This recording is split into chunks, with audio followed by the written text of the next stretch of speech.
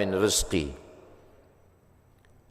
A'udzubillahi minasyaitonir rajim. Wa ma min dabbatin fil ardi illa 'alallahi rizquha. Semua yang melata di atas muka bumi Allah ini dijamin rezekinya. Semua yang melata, semua yang bergerak. Setelah diteliti oleh para ulama, dabbah artinya binatang. Selalu diterjemahkan dabbah, dabbatul ardi. Binatang yang berjalan di atas muka bumi ini dijamin Allah Ta'ala rezekinya. Kenapa disebutkan binatang? Kenapa tidak disebut wama min insanin, wama min nasin? Tidak ada manusia yang tidak dijamin rezekinya. Digunakan kata yang paling rendah, paling hina, paling kotor, binatang. Kalau binatang saja dijamin rezekinya, apalagi yang mulia. Karamna bani Adam ala katsirin minal khalqi wa faddalnahum tafdila. Di antara semua makhluk ini manusia yang paling mulia.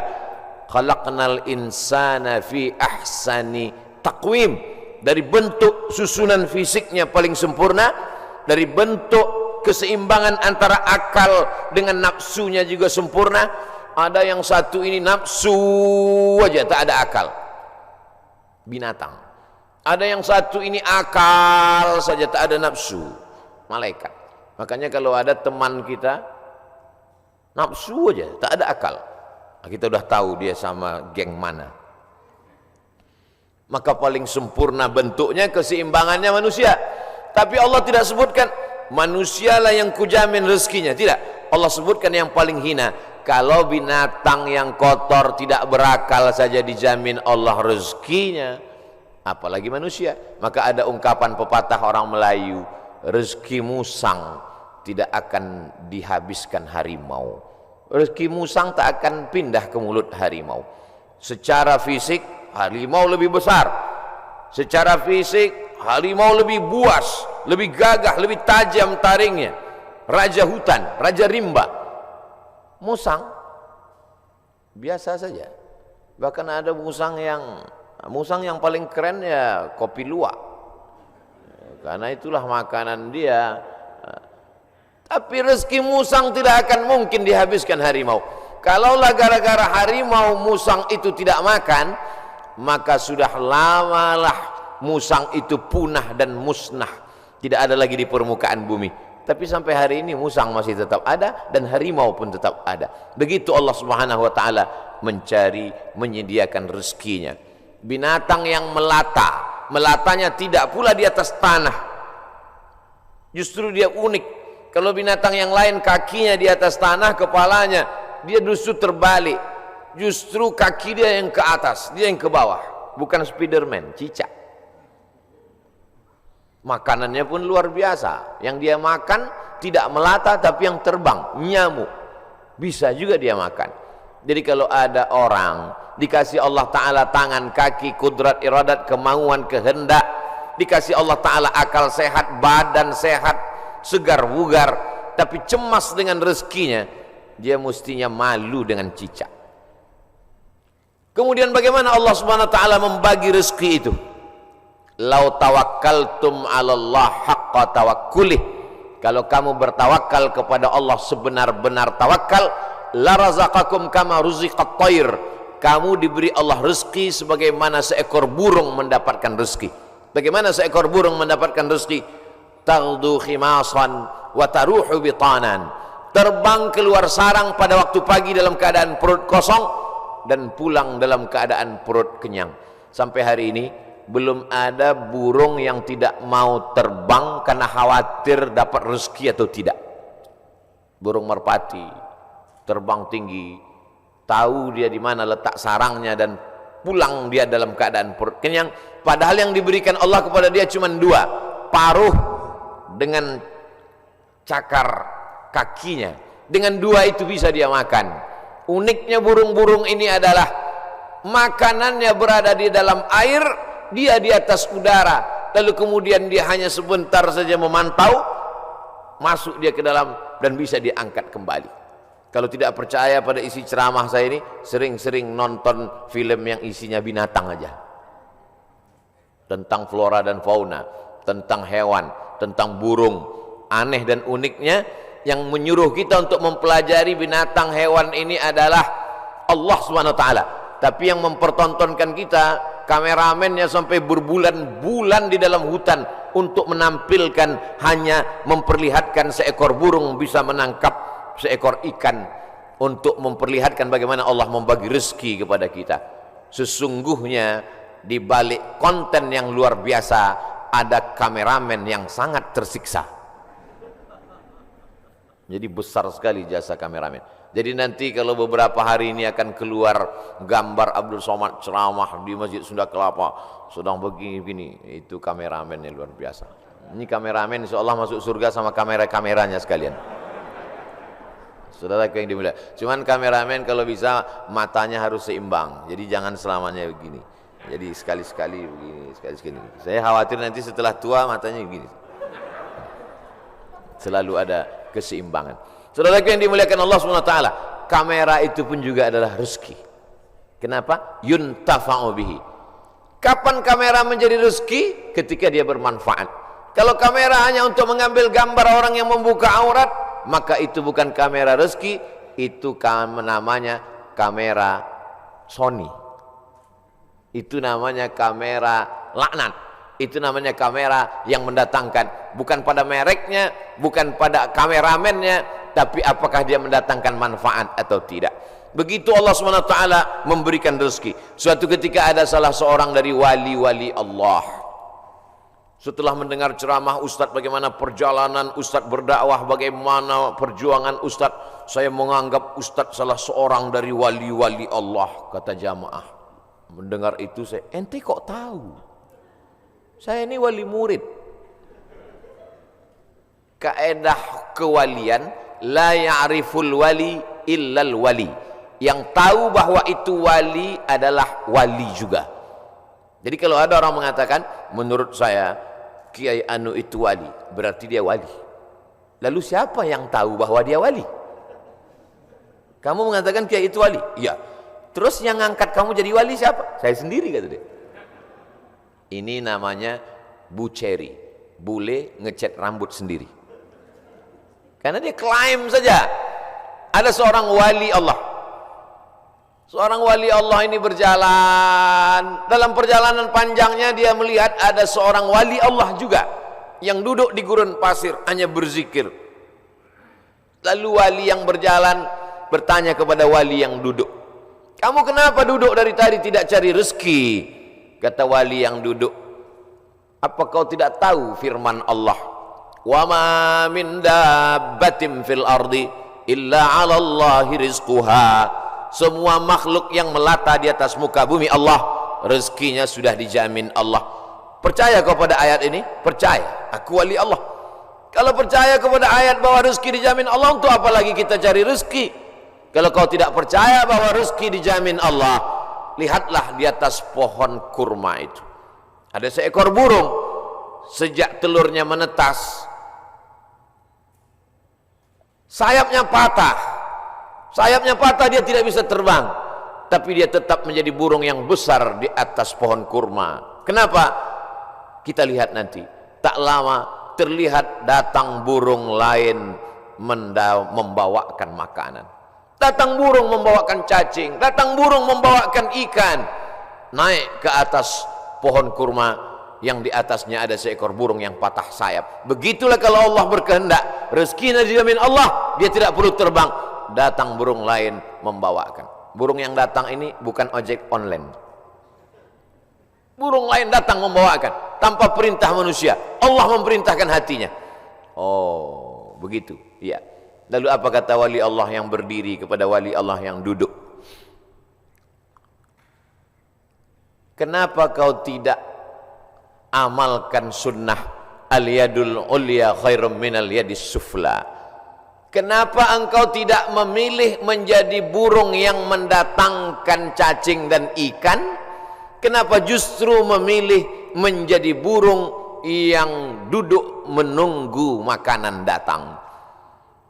Mendengar itu wali Allah yang duduk itu tegak berdiri dan dia mengatakan, kalau begitu aku lebih memilih ingin menjadi burung yang membawakan makanan karena mengikut sunnah Rasulullah sallallahu alaihi wasallam. Al-yadul ulya khairum minal yadis sufla, tangan di atas yang memberi lebih mulia daripada yang menerima.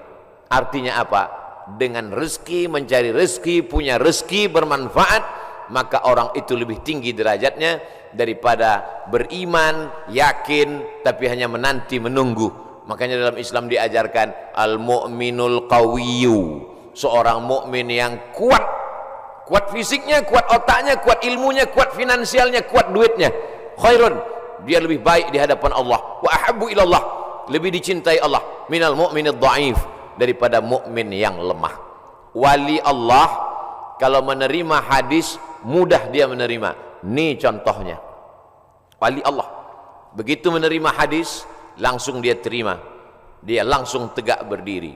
Jadi kalau ada hari ini orang yang diyakini sebagai wali Allah tapi bertentangan dengan sunnah-sunnah Rasulullah, maka sesungguhnya bukan wali Allah. Jadi wali apa? Wali setan. Suatu ketika ada seorang wali Allah membawa murid-muridnya untuk menemui seseorang yang dikatakan wali Allah. Diceritakan dalam kitab Ar-Risalah Al-Qushairiyah, Imam Abdul Qasim Al-Qushairi. Murid-murid, kita mau ketemu dengan seorang wali Allah. Di mana Tuan Guru? Di masjid. Dia tidak pernah keluar masjid, dia dalam masjid. Ya, sampai di dalam masjid bertemu dengan wali Allah, bersalaman. Tiba-tiba orang yang dikatakan wali Allah itu, maaf, meludah dalam masjid. Lalu kemudian saat itu juga sang guru berkata, mari kita tinggalkan orang ini bukan wali Allah. Kenapa Tuan Guru? Dia banyak karamahnya, dia mulia. Karena dia meludah dalam masjid. Perbuatannya bertentangan dengan syariat, bertentangan dengan sunnah Rasulullah SAW. Karena bumi yang paling mulia adalah masjid, meludah dalam masjid adalah menghinakan masjid, maka perbuatannya sudah menjatuhkan kedudukan dirinya di hadapan Allah karena bertentangan dengan sunnah Rasulullah sallallahu alaihi wasallam. Jadi mudah saja standar hidup ini, ikuti saja sesuai dengan ketentuan yang dibawa oleh syariat Nabi Muhammad sallallahu alaihi wasallam, termasuk dalam hal mencari rezeki ini. Kalau dia ikuti sunnah Rasulullah dengan cara yang halal, maka itu berarti dia adalah termasuk umat Muhammad sallallahu alaihi wasallam. Dia kaya Pak Ustadz, mobilnya mewah, mahal, rumahnya megah, hebat, tapi tidak pernah keluar rumah cari rezeki. Jangan-jangan punya babi ngepet, jangan-jangan tuyulnya 3 kontainer. Nahnu nahkumu bizzawahir, kita menghukum orang itu dengan melihat zahirnya. Yang tahu batinnya hanya Allah Subhanahu wa taala. Wallahu yatawallas sarair. Ini pembahasan tentang rezeki. Lalu kemudian hubungannya dengan pandemi. Pandemi artinya wabah penyakit yang menyerang serentak pada satu masa di beberapa negeri. Itu arti pandemi menurut Kamus Besar Bahasa Indonesia. Jangan pandemi kata orang, pandemi juga kata kita. Pas ditanya orang apa itu pandemi, ya masih sejenis demi-demi juga lah. Bahasa Arabnya wabah. Maka doa ulama, Allahumma dafa'anal wabah, angkatlah wabah. Bahasa Arabnya wabah, sampai ke Indonesia ujungnya hamzah berubah jadi ha, wabah. Banyak sekali kata-kata serapan bahasa Arab begitu sampai ke kita berubah. Wabah jadi wabah. Zahir lawannya batin. Telapak tangan ini batin, ini zahir. Kenapa ini disebut batin? Karena tertutup. Kenapa ini disebut zahir? Karena terlihat. Oh kalau begitu ini bisa juga disebut batin tertutup Pak Ustaz? Enggak, karena yang bisa tertutup cuman ini. Siapa yang bisa menutup ke sini? Enggak bisa. Maka ini disebut batin. Zahiruha wa batinuha, zahir dan batin. Sampai ke Indonesia berubah. Mohon maaf, lahir dan batin. Tidak apa-apa, kita teruskan saja kekeliruan itu, karena sudah menjadi umum. Ada nama kamus bahasa Arab khotok sya'i, khotok salah. syai' tapi populer. Ternyata kalau salah tapi populer, diteruskan saja kesalahan itu. Nah, kembali kepada pandemi, wabah. Wabah ini bukan sesuatu yang baru. Ada kota namanya Yathrib. Yathrib itu artinya kota yang banyak wabah penyakit. Nabi selalu merubah nama yang tidak baik kepada nama yang baik. Kamu mau kemana? Saya mau ke kampung wabah. Namanya saja sudah membuat kita memberikan efek negatif. Nama Abdul Somad, tempat tanggal lahir wabah COVID-19. Maka memberikan efek yang tidak baik. Maka Nabi merubah nama yang tidak baik. Yathrib dirubah Nabi namanya menjadi Al-Madinah Al-Munawwarah, kota peradaban yang terang benderang. Kenapa terang benderang? Ketika Nabi datang ke sana, maka terang benderanglah hati mereka, terang benderang pikiran mereka, terang benderang kota Madinah. Mereka sambut dengan Tola'al Badru alaina. Badru artinya bulan purnama yang terang benderang. Kalau bulan itu bulat, namanya Badar. Kalau bulannya masih sabit, namanya hilal. Yang selalu dicari-cari orang, hilal. Hati-hati kalau ibu punya suami hilal. Saudaraku yang dimuliakan Allah Subhanahu wa taala. Maka pandemi, wabah menyebar sudah terjadi sejak lama. Makanya dalam hadis dikatakan al-mat'unu syahid. Orang yang meninggal karena wabah ta'un, wabah penyakit, pandemi, maka dia mati syahid. Saudara kita, sahabat kita, kawan kita, tetangga kita, satu sekolah dengan kita, meninggal dunia. Berikan kabar gembira kepada istrinya kalau suaminya meninggal. Sabar Pak, dia meninggal sebagai seorang syahid. Wala taqulu liman yuqtalu fi sabilillahi amwat. Jangan kau katakan orang yang mati syahid itu mati. Bal ahya, mereka hidup. Tapi mereka meninggalnya ketika mau Idul Fitri, Pak Ustadz, bajunya sudah dibeli. Ada yang lebih sayang kepada dia daripada kita. Kita tidak tahu entah apa amal dia sehingga Allah memilih dia untuk berhari raya bersama para malaikat, bersama Allah Subhanahu wa taala. Maka mendengar cerita kita itu lapang dadanya. Kata-kata kita mestilah menjadi setawar sedingin, menawarkan hati yang luka, mendinginkan hati yang panas dari ucapan kata-kata yang menyejukkan. Kalau kita tidak bisa menenangkan orang dengan materi, maka tenangkanlah dengan kata-kata. Rezeki di masa pandemi berkurang. Berapa banyak pegawai, pekerja perusahaan yang di PHK, dirumahkan, kolaps perusahaan, bisnis. Bahkan ada seorang bisnismen yang cerita ke saya, Ustadz Somad, semua bisnis buatan manusia hancur roboh diterjang badai pandemi COVID-19. Yang bisa bertahan adalah yang buatan Allah Subhanahu wa taala. Tanaman kelapa sawit, harga karet, kelapa bertahan. Bisnis yang diciptakan, dibuat manusia, dikreasikan manusia, tumbang Pak Ustaz. Tapi orang beriman tidak pernah berputus asa. Kenapa? Karena dia melihat, memandang itu sebagai hakikat yang datang dari Allah Subhanahu wa taala. Dia berpikir cerdas. Dulu ketika rezeki saya lancar, bisnis saya sampai tidak sempat ke masjid Ustaz, sampai tidak sempat ikut pengajian.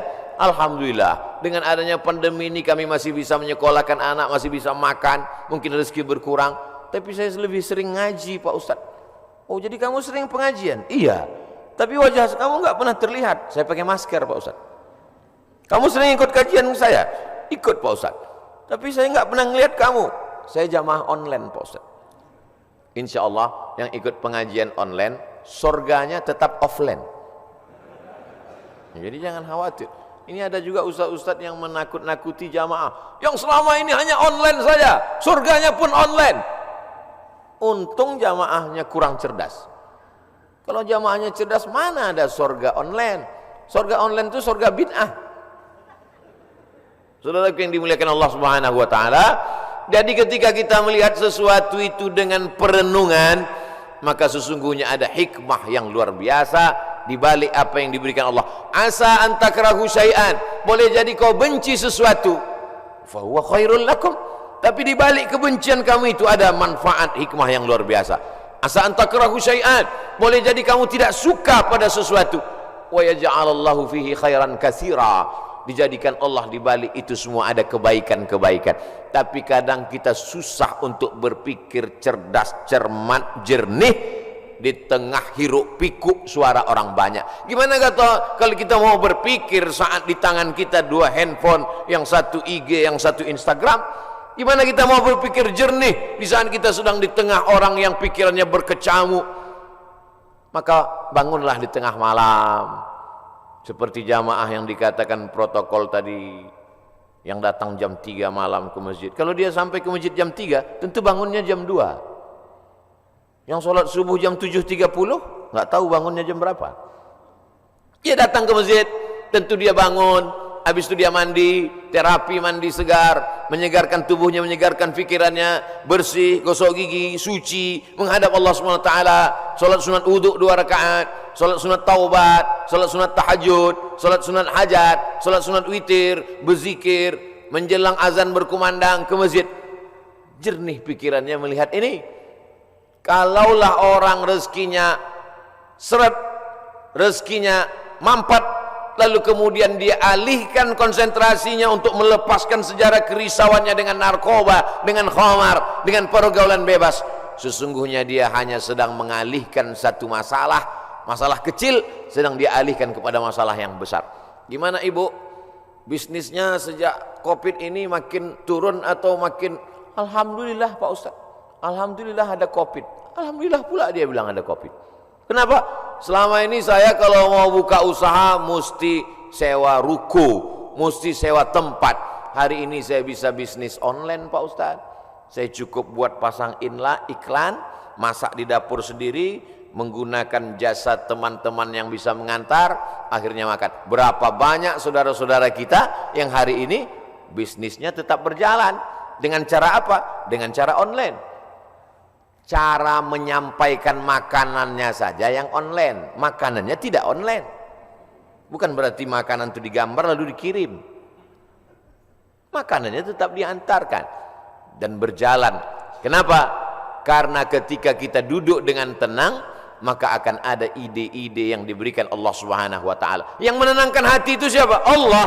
Huwallazi anzala sakinata. Allah taala yang menurunkan ketenangan fi qulubil mu'minin, ke dalam hati orang beriman.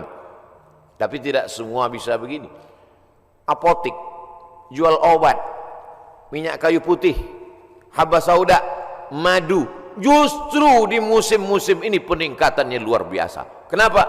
Karena orang takut. Kalau orang takut, dia cemas, dia ngeri, dia suka minum herbal, lalu kemudian dia dengarkan hadis yang disampaikan Ustaz, habbatus sauda syifa'un min kulli da'.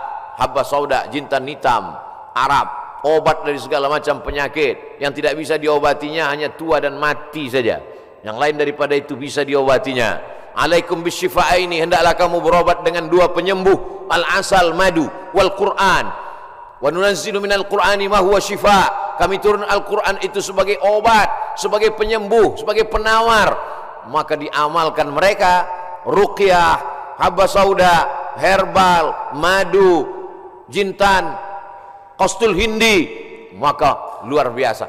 Tapi saya tidak bisa berpindah dari bisnis ini ke sini Pak Ustaz. Loh, yang mengatakan engkau tidak bisa bisnis dari pakaian ke herbal itu siapa? Kita sendirilah yang mengkerangkeng pemikiran kita. Kita yang membuat aturan, kita yang membuat diri kita terjebak. Saya sudah usaha pakaian, maka saya tidak bisa berpindah ke usaha lain. Yang membuat kaedah itu diri dia sendiri, dia sendiri membuat kerangkeng, dia sendiri yang berada di dalam, dia sendiri yang menguncinya. Itu sama seperti orang yang membuat kerangkeng besi, dia masuk ke dalam, dia kunci dari dalam, dia buang kuncinya keluar. Dia mengkerangkeng dirinya. Kamu bisa berpindah dari dagangan pakaian ke jualan herbal, berpindah dari berdagang bisnis ini beralih ke sini. Itu adalah pilihan yang ada pada diri kita sendiri. Ada pilihan yang tidak bisa kita pilih. Abdul Somad menjadi orang Melayu, datang dari pulau Sumatera, itu tidak bisa kita memilih.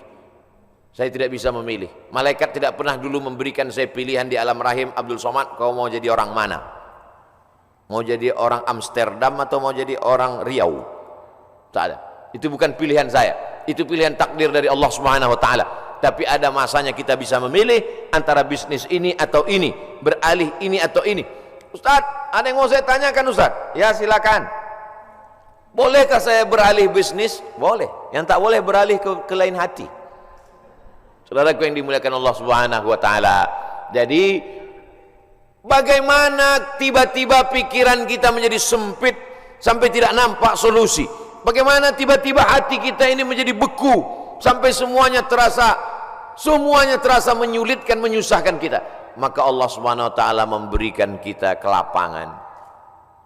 Man lazimal istighfar, siapa yang melazimkan istighfar, mengistiqomahkan, mengamalkan istighfar, ja'alallahu lahu min kulli dhiqin makhraja. Habis waktu ceramah. Oh, matahari terbit. Hebatnya di Masjid Agung Sunda Kelapa. Setiap matahari terbit bunyi alarm. Setiap matahari terbit bunyi alarm.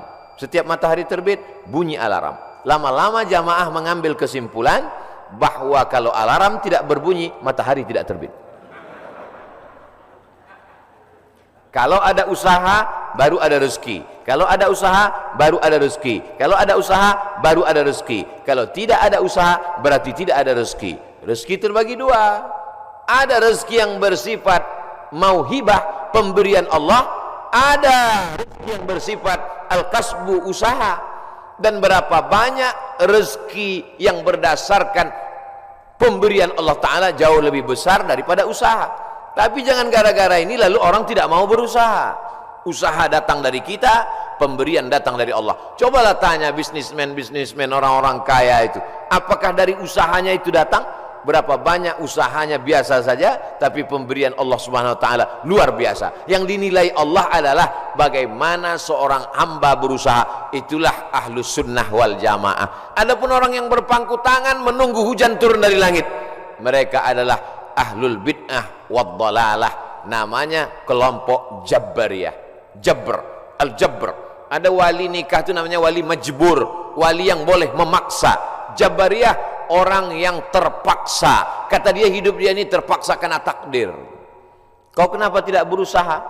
Semua sudah ditakdirkan Allah. Kau kenapa mabuk? Saya tidak ada niat mabuk Pak Ustadz. Saya terpaksa karena takdir. Dua salah dia. Pertama, dia berbuat dosa. Yang kedua, dia mengkambing hitamkan Tuhan atas segala dosa-dosanya. Maka orang seperti ini dihukum double oleh Sayyidina Umar bin Khattab. Pada zaman Umar pun spesies manusia seperti ini sudah ada. Yang sekarang ini hanya pengikut-pengikutnya saja, neonya, model barunya muncul di zaman modern ini. Maka orang seperti ini bukan ahlu sunnah. Ahlu sunnah adalah berkeyakinan bahwa rezeki dijamin Allah, tapi dia juga berusaha. Menurut Imam Abul Hasan al-Ash'ari, maka itulah yang disebut dengan al-kasbu wal ikhtiar. Ada usaha. Subuh ini saya sudah ditakdirkan Allah Subhanahu wa taala ada 2 minuman. Yang berada di atas meja ini walaupun nampaknya 3, yang minuman 2, yang ini hand sanitizer. Lalu kemudian saya boleh memilih antara 3 ini. Yang mana yang mau dipinum boleh pilih. Mau yang ini atau yang ini, tapi jangan yang ini. Ketika dia sudah diberikan kepada saya, maka ini milik saya, ini udah takdir saya, ini ketetapan untuk saya. Tapi saya mesti menggerakkan tangan saya, mesti memasukkannya ke mulut saya. Semuanya datang dari Allah. Gerak ini tangan bisa bergerak, itu pun dari Allah. Hati ini untuk condong kemana, itu pun dari Allah. Itulah mengapa dikatakan wallahu khalaqakum wa ma ta'malun. Allah menciptakan kamu dan perbuatan kamu. Perbuatan kamu itu pun juga ciptaan Allah, karena semua datang dari Allah. Menulis, tangan yang menulis ciptaan Allah. Pena, kertas itu pun ciptaan Allah. Maka dikatakan bahwa kamu dan perbuatan kamu adalah ciptaan Allah. Tapi kita punya pilihan. Wa nafsin wa ma sawwaha, demi jiwa dan penciptaannya. Fa alhamaha fujuraha, ada jalan kiri, jalan fujur, jalan bengkok, jalan hitam. Wa taqwaha, jalan kanan, jalan baik, jalan putih.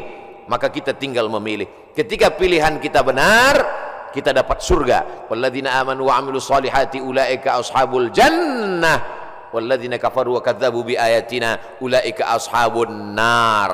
Jangan dengan penuh kesadaran sendiri menabungnya di bank konvensional haram, duitnya duit riba, dimakan dengan penuh kesadaran. Ketika ditanya, kau makan riba? Iya, tapi ini haram. Takdir, susah saya menolaknya, Ustaz. Tidak bisa begitu, karena kita punya pilihan untuk mengalihkan dia dari konvensional ke syariah. Kita punya pilihan untuk memilih antara yang haram dengan yang halal. Ketika pilihan itu tepat, disitulah balasan datang dari Allah subhanahu wa ta'ala. Saudaraku yang dimuliakan Allah, ada orang yang sanggup memilih tapi dia tidak mau, ada orang yang tidak tahu, ada yang pura-pura tidak tahu. Maka semua jenis manusia ini nanti akan mempertanggungjawabkannya di hadapan Allah subhanahu wa ta'ala. Dengan mengaji kita menjadi tahu, setelah tahu ujiannya lebih berat. Selama ini kita tidak tahu, kadang-kadang ada enaknya juga tak tahu. Ada mahasiswa lama, ada mahasiswa baru. Mahasiswa lama dengan mahasiswa baru duduk di tempat yang sama, mau daftar ulang di awal tahun ajaran. Tiba-tiba turun seseorang lewat. Mahasiswa lama lari pontang-panting, mahasiswa baru nyantai sambil duduk merokok, ngelihat cuek aja. Memangnya yang lewat itu siapa? Rektor. Kenapa mahasiswa lama lari pontang-panting? Dia kenal, dia tahu. Kenapa mahasiswa baru cuek saja seperti tak ada masalah? Karena tidak tahu. Makanya banyak orang sekarang tidak mau tahu dengan agama. Kenapa? Karena kalau saya tahu nanti jadi takut. Padahal takut itulah yang dipesankan oleh khotib di atas mimbar. Takutlah kepada Allah. Itulah yang kita tanamkan selama Ramadan 30 hari. 30 malam, malamnya qiyam, siangnya siam. Akhir daripada target puasa itu adalah la'allakum tattaqun, takut. Salat, tegak, ruku, sujud, subuh, zuhur, asar, maghrib, isya, tahajud, witir, doa, qabliyah, ba'diyah. Apa yang ingin dicapai? Inna salata tanha 'anil fahsya wal munkar. Kajian subuh, kajian kita ini, apa target visi misi dari kajian ini? Kajian ini supaya takut kepada Allah, jangan sampai makan haram, jangan gara-gara pandemi ini lalu kita kemudian berubah keyakinan. Makanya pesan Nabi, qul amantu billah, berilah aku pesan ya Rasulullah. Kalau sudah aku terima pesan yang singkat padat ini, aku tidak akan bertanya lagi kepada siapapun. Katanya, amantu billah, katakan aku beriman kepada Allah. Tsumma istaqim, istiqamah. Istiqamah sebelum pandemi, istiqamah, berusaha dengan rezeki yang halal. Setelah pandemi pun juga istiqamah. Mudah-mudahan kajian ini membuat kita tetap istiqamah, tetap kuat iman dan Islam. Kita sampaikan kepada sahabat jamaah semuanya bagaimana menghadapi pandemi tetap dengan rezeki yang halal. Mudah-mudahan kita selalu dalam ridha Allah subhanahu wa ta'ala. Lebih kurang 60 menit, kurang-kurang sedikit mohon dimaafkan. Saudaraku yang dimuliakan Allah subhanahu wa ta'ala, itu yang dapat saya sampaikan pada subuh kali ini. Aqulu qawli hadza astaghfirullah li wa lakum. Selanjutnya saya kembalikan ke protokol. Wassalamualaikum warahmatullahi wabarakatuh.